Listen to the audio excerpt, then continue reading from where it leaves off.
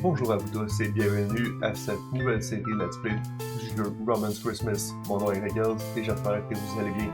Donc dans ce jeu, on incarne un loup qui est en vacances de Noël dans une taverne avec des amis de longue date. Mais ça vire un peu au cauchemar, on va avoir plusieurs meurtres et notre loup détective va devoir résoudre ces fameux meurtres-là. J'espère que vous allez apprécier et je vous souhaite un bon visionnement. The snow had stopped. A lonely Lupin detective slowly pushed his way against the snow. It was a familiar pathway he followed, his footsteps heavy on the snow-buried stone pavement as he approached his destination. Day 1. Donc, premier jour, le 23 décembre 1285. Et oui, c'était cette porte que j'avais pris. It's 2 days until Christmas, and 2 days until the end of my fast. As nice as it is to feast on Christmas, I can't stomach a month-long fast. A whole month without any meat would certainly turn any wolf into a hare. Next time, I'm not fasting for a month just to solve a case. Lucky for me, I closed my last case before I ruined my vacation at the White Star Tavern. I'm not going to let another case interrupt my vacation. Not even a murder. Ok. C'est sûr que tu dis que tu laisseras rien t'empêcher d'avoir tes vacances, même pas un meurtre. On s'entend, ça nous ouvre la porte. C'est sûr qu'il va couper ses vacances. I pulled my fur coat tighter and continued to walk against the cold wind towards the distant tavern. Oh, la porte est plus grosse! Elle va pas l'air si grosse que ça de l'extérieur de même. I finally saw the sign of the White Star just as the warm breath coming out of me began to froze against my snout. I wonder why the tavern keeper won't move up to a better spot if I weren't for their excellent cider. A tavern this far from downtown wouldn't last a year. The doors hinges creak as I push it open. The warm scent of fireplace smoke, cooking bacon, and wheat bread encircled me. Several oil-painted portraits of white fur dragon decorated the wall, each one exquisitely printed. Oh, ok. Donc les dragons ont de la fourrure. De la fourrure blanche dans cet univers. Donc on n'a pas d'écailles, intéressant. Non ben, finalement ils ont pas des écailles. Haven't seen you for a while. What would you like to have today? C'est dur de savoir si c'est un mâle ou une femelle. Des dragons, je sais pas si on va pas être capable de les différencier. Mais j'adore ses yeux. Ils sont vraiment nice. Le art est vraiment beau. Ok, on a ajouté le character info. Son nom c'est Zorn. Was dusting one of his precious portraits when I entered the tavern. Ok, fait que ça devrait être le barkeeper. Logiquement. He paused just long enough to speak, then continued his work. Why does an injure scale dragon? Ok, fait qu'on a des scales, donc des dragons écailles, puis on a des dragons à fourrure. Like him, love white fjord dragon so much. Maybe I'll never know. Same as usual. Ok, ça c'est mon personnage, vraiment. Same as usual, but my fast doesn't break until the day after tomorrow. Got it. Zorn put down the duster, then wiped his hand with a cloth at the counter, before grabbing a beer mug, and making his way towards the cellar. I hung my coat on the hat stands and sat beside the fireplace to warm myself up. Oh, hello! What a coincidence to meet you here. What about buying me a drink to celebrate this moment? Ok, en gros, c'est une coïncidence. C'était un dragon avec la fourrure. Ou des cheveux, whatever. C'est une coïncidence de te rencontrer ici. Pourquoi tu ne m'achèterais pas un verre pour célébrer ce moment? Bien sûr que je t'achèterais un verre pour célébrer ce moment que de te rencontrer ici avec... Hansax must have heard me come in and rose up from the corner to approach me, bringing his lute with him. He's a bard, but one without a patron to support his artistic career. Intéressant. He's also something of a detective fanatic. So, I doubt if he has the necessary talent to actually be one. Donc, on a un bard, donc un homme qui fait de la musique pour comme artiste et tout ça. Il y aurait des tendances pour le côté détective, intéressant. Nowadays, he travels between taverns to sing up for his supper, all while hoping to find some rich noble patron who will appreciate his talent and shower him with wealth.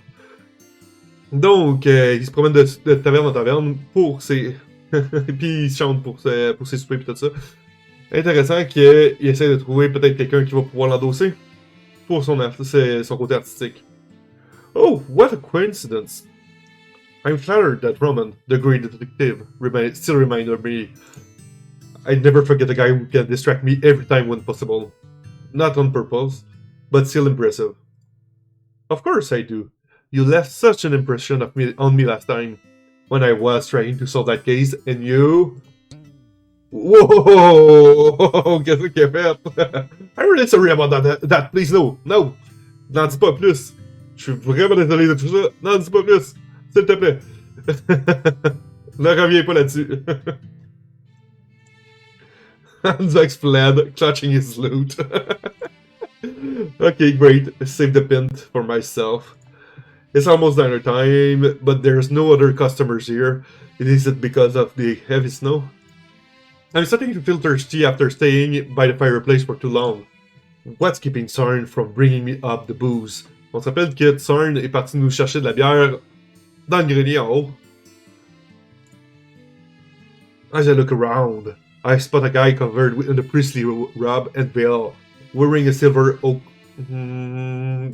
Je sais pas c'est quoi ce symbole-là, cross, and curled up as a corner table. Je suis embêté, je sais pas comment dire ce symbole-là ici. Fait partie de la game. Ok. Je l'ai déjà rencontré à quelque part, c'est ça le problème. Oh, hello, let me know! I can't make out his face in the coloured light. His mug of cider is still full and untouched. Ok, a pas touché il ou elle. Hello, Océane, comment vas-tu? N'a pas touché à son cidre. Who in the hell would, in that disguise? Hasn't he heard the saying about tigers changing their stripes? C'est un tigre. Sarn came out from behind the counter and handed me a mug of cider along with a note. That's elegant. If you find out anything regarding her, keep it to yourself. Her? Her? Qui elle? Whatever, I've seen stranger things. I shoved the note up my sleeve, drank a gulp of cider, and purposely let out a loud belch. Bah, ça va bien, merci. Content que ça aille bien de ton côté aussi. I relaxed in my usual chair, enjoying myself in the quiet and familiar atmosphere of the White Star Tavern. Looks like we're the only people here tonight. Donc, on a un dragon à écailles bleues qui s'appelle Zarn. On a un dragon à écailles rouges, en tout cas, avec une fourrure comme cheveux, qui s'appelle Enzox. Puis on a cette fameuse personne qu'on a aucune idée c'est qui ressemble à un tigre. Ou un chat, whatever. On va savoir plus tard, voilà. The logs in the fireplace were making teeny crackling sound, comme qu'on peut entendre. Thorn sat behind the counter, reading the cookbook his father left him. Enzox was playing his lute. La petite musique qu'on entend. Elegant had gone upstairs a while ago. Elegant! Parfait. Donc, le nom de notre fameux minou, c'est Elegant. Puis c'est une femme. Okay. Maybe I'll live there after I retire, if I have the money. Assuming the White Star keeps its comforting atmosphere until then. Come to think of it, what shall I do to kill the time before dinner is served? I brought a book called A Brief History of Apollyon with me to do some reading during my vacation. Oh, j'ai manqué quelque chose de drôle.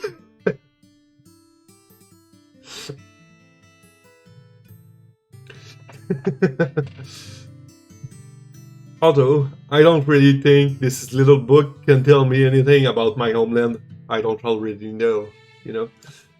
I could also check out White Star Special Christmas Menu. I can have any meat for another 2 weeks parce qu'on sait qu'il est à jeun là-dessus. But a glimpse, ben il fait. Il fait un jeûne sur la viande et tout ça. But a glimpse of a good menu and a little bit of imagination won't break the rules. Maybe I'll just take a nap. I could use a good nap after losing sleep for almost a month. Donc, il y a plusieurs choix qui s'offrent à nous. Hein? What should I do before dinner? Donc, lire le livre d'Apollyon, qui avait l'air d'être le chat botté tantôt. Regarder le menu ou faire une sieste. Qu'est-ce que vous en pensez? Ça commence bien? Je pense qu'on pourrait lire l'Apollyon, ça m'intrigue. Ça m'intrigue ce genre de livre-là. Might as well do some... Bon, on pourrait tout autant faire de la lecture. Tout à fait d'accord, mon cher Romance.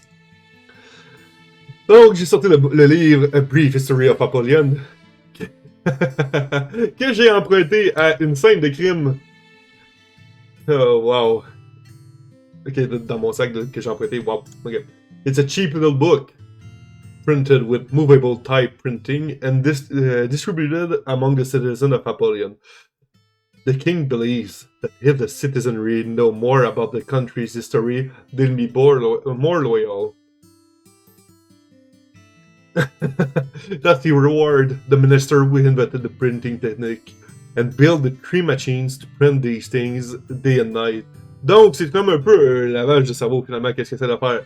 On va sortir un livre, on a sorti une machine pour faire de l'imprimerie, on va sortir un livre pour faire en sorte que le monde soit plus loyal envers nous.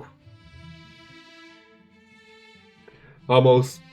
Although most of the books ended out in the slums end up being more useful for starting fires and quality toilet paper.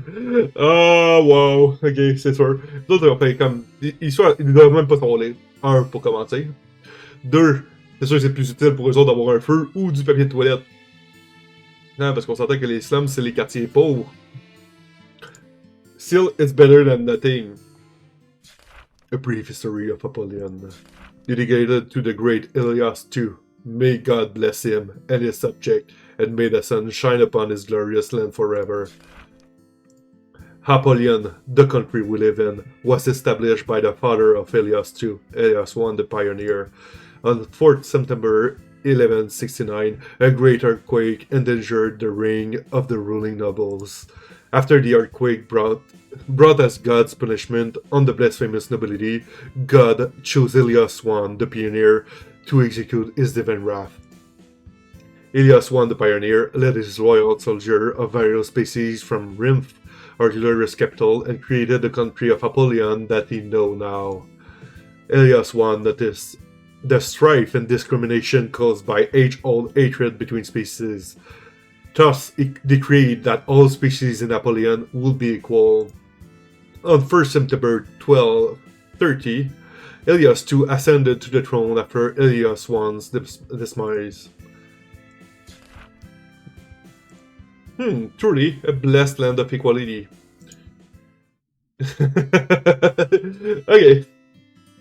Zorn came out of the kitchen and brought me carrots, stew and pale ale. Merci, Zorn, de comprendre que je suis en train de faster, de faire un jeûne de viande et tout.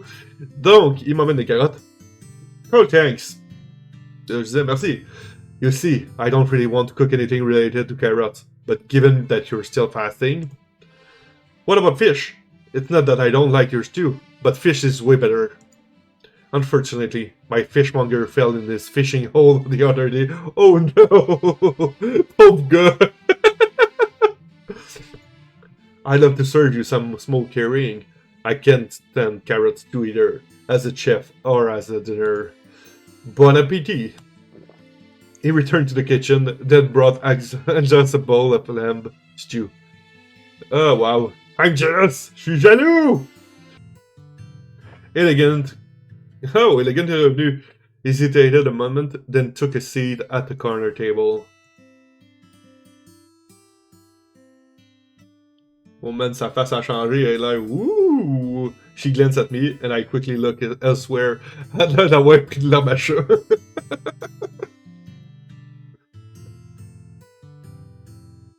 Chapter 0, Christmas Carol. After dinner, I sank into a rocking chair near the fire and let myself relax. Rocking chair, pour ceux qui savent pas c'est quoi, en fait, c'est une chaise battante. Donc, that's it. C'est les fameuses chaises battantes tout en bois, là. Qui font un bruit de mongol. C'est ça. Ok. The logs in the fire, heavy with pine resin, crackled and popped as the chair slowly swung back and forth with a creaking noise. Not a whole lot of customers this month. Thorn brought a chair and sat down next to me, gazing into the fireplace. Il s'est assis à côté de nous autres et il regardait dans le feu. Don't worry so much. Just give it a couple of days and you'll have as many customers as you had in the years before. I get a feeling this year might be a little different. Can't really tell why, though. Perhaps the howling winds outside are keeping the customers away? Anzax heard our conversation and came to join us with his lute. As if something as minor as high winds would stop folk from having cravings for Tsarn's famous home cooking. Flatter me all you like, you're still not getting a discount. I was being sincere! Ok, je pense que je vais aimer ce personnage. Anzax a l'air parfait pour vrai. Tu sais, genre, j'ai pas une scène, je suis broken. Hey, on pourrait peut-être bargainer un peu. Va te flatter un peu pour que tu puisses me donner quelque chose. Il est malade. C'est comme son. Toi, I wouldn't mind a discount. C'est vrai ça que je disais. The White Star has a variety of activities to entertain overnight guests and those who stick around after dinner.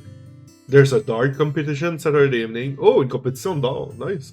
If all the players are friendly and there's no authorities around, Sarn will cover some tables with blue flannel and take bets. Nice. Ok. Ok, même des paris sur les darts. Cool. I doubt anybody like that will be out in this weather. Exactement. I elbowed Sarn quietly and gave him a wink. Not tonight. He glanced toward it again before whispering to me with one hand hiding his mouth. Donc, not tonight. Pourquoi? Pourquoi? Qu'est-ce qu'elle a, elle? C'est qui, elle? C'est qui cette fameuse madame élégante? Bonsoir la prof, comment vas-tu? After all, we don't know her that well. Let's hold off on the gambling for the time being. Dommage. Ça va super, merci. Well, if you think of something else, let me know. Yeah, I see if I can keep myself occupied. What do you want to do tonight? Talk to Elegant, listen to Hansa's music. Puis donc, parler avec Elegant, écouter la musique de Hansa's ou aucune espèce d'idée ce que je veux faire. Elle m'intrigue. Sincèrement, là, je sais pas pour vous autres, mais moi, Elegant, surtout qu'elle a l'air d'être gelée ben raide quand elle est descendue, genre, elle a pris de la bacha. Ah ouais, let's go, on va parler à Elegant. By the way, I don't know Elegant very well. I'll ask her quietly when Anzax won't notice, okay? I walked towards the round table she was sitting at before, pulling out a chair and taking a seat and offering my hand. Ça, c'est tout un signe d'étape. Oh, des minutes. Ok, il y a des boutons que je savais pas qu'ils existaient. Good. Hello, I'm Roman.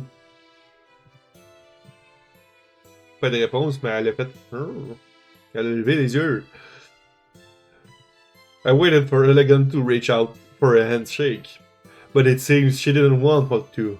My hand hovered in her hair as awkwardly as the silence. Imaginez, tu sais, vous arrivez quand quelqu'un, salut, je m'appelle Roman. Et il n'y a aucune réponse pour commencer. Puis non seulement ça, mais elle prend pas ta main non plus.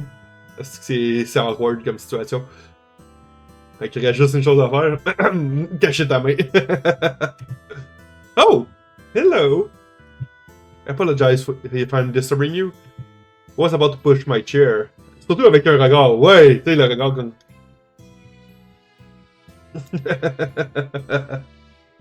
Away and end the embarrassing conversation before it started. But pause as she motioned for me to stay seated. Oh, elle veut qu'on reste. Ok, parfait. She looked me up and down. Bon, elle nous fait le coup de l'ascenseur. Slowly. J'ai été trop rapidement. I could almost feel the weight of those lake blue eyes through that thin veil. Elle nous juge, elle nous juge. As a detective used to observing others, I know how uncomfortable it is to be examined so thoroughly by such sharp and intense gaze.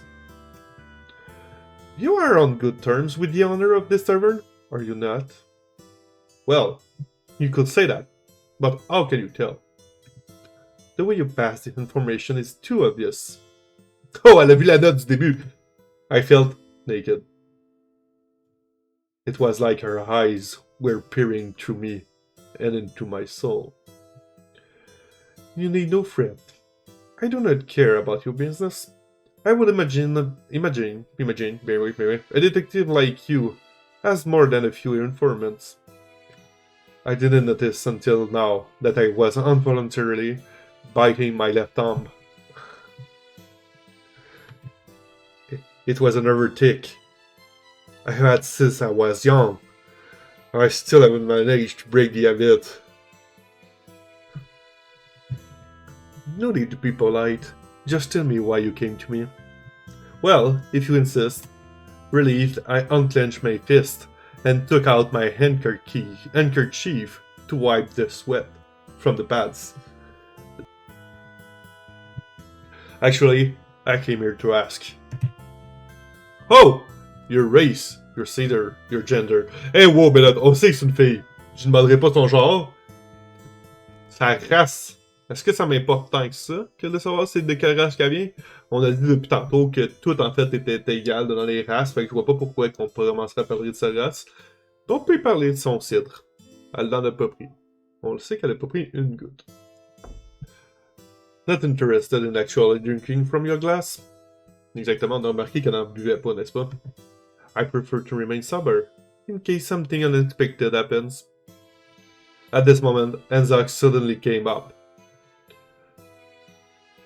Still deep in conversation, are we? I thought you were talking about nothing, so I thought I'd join in. Trust me, we've got plenty to talk about. By the way, I've heard a puzzle in the tavern from another town. Will you be interested? Sorry, we're kind of in the middle of... On est dans le milieu de quelque chose, une conversation... Pour presser ses yeux, mais je vois à chaque fois. C'est mal. Oh, what's the puzzle? Elegant seemed interested, taking her mug and sitting down with Henzox by the fire. Playing a puzzle game again, Henzox? Sarn just finished cleaning in the kitchen and came to sit by the fire. Yes, you came just in time. I'm not really in the mood. Hear a story or go to rest. Oh, que j'ai le goût d'entendre ce qu'ils ont à se dire. J'ai pas le goût de partir. Je veux savoir c'est quoi son fameux puzzle. C'est pas pour vous autres. Ça commence à être intéressant.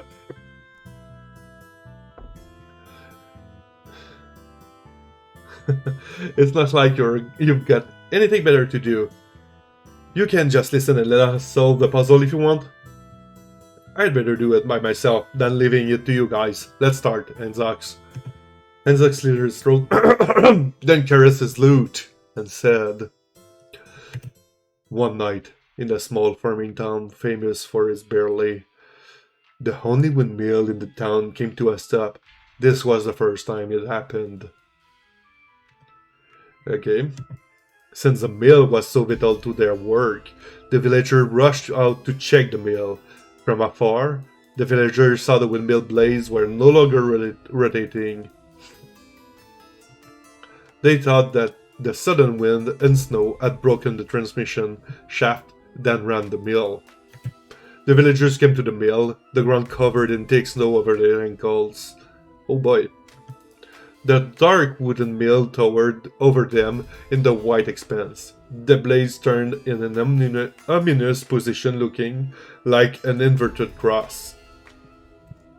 I assumed this was a puzzle, not some bard tale you use coax coin from drawn cards. Elegant tales switched as she impatiently drummed her fingers to the tabletop. White Siren sat and listened attentively. It's not as thought you're paying me, so just sit and listen. Allow me to continue. As they drew closer, they found the windmill's maintenance gondola was tied with a hemp rope to secure it.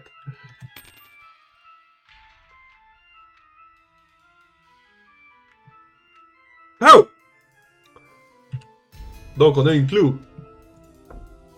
Safety rope. Okay, good. Ordinary rope tying the miller on the maintaining basket. Okay, good. But then they saw it. The miller who ran the mill was suspended, upside down, in the middle of the air. His eyes were wide open with fear, his face contorted, as though he was screaming in terror. His paws were stiff and hanging out and level with the edge of the windmill blades. The snow from yesterday clung to his cold body. How ironic that the object used to ensure safety had become a little weapon. No one could imagine that. Little? Wait a minute, Enzax. Did the safety rope really cause the death of the miller? Do you disagree, Roman? After all, the safety rope was tied to the miller's dead body.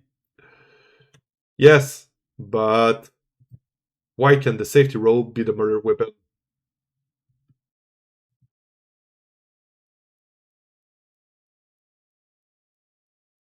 The miller body was hanging upside down, his hands well level with the windmill blade. Ah, j'ai manqué le détail! Logiquement, il devrait être après. S'il est upside down, ça veut dire qu'il est par en bas. Donc, il est attaché après les chevilles.